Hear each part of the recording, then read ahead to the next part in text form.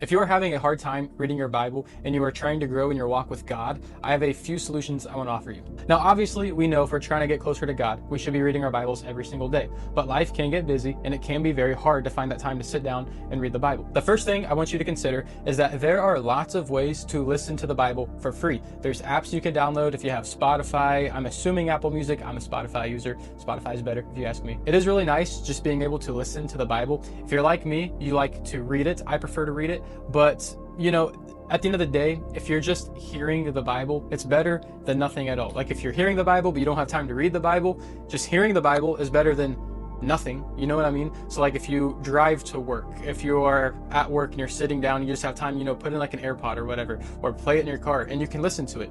That's a really good thing that I think a lot of us Christians who are trying to grow more, that's an option that we can utilize. The second option is very similar, but let's say you have the time, you open up the Bible and you're having a hard time reading. Like you read and you have to reread the sentence and reread the sentence. I can be like that sometimes. I heard this and I think it's a really good thing to try to practice.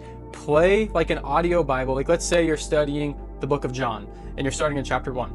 Open up your Bible, like let's say it's the NIV. Make sure you have an NIV translation on the audio, whatever you're listening to it from, and then just listen to it and like read along as you're listening. So that way like you can read it, but since you're also able to hear it, it'll make it a lot easier to not get tripped up on what it's saying. Obviously it's going to be smooth. So those are the two things that I would recommend if you're trying to read your Bible more, but you're just struggling.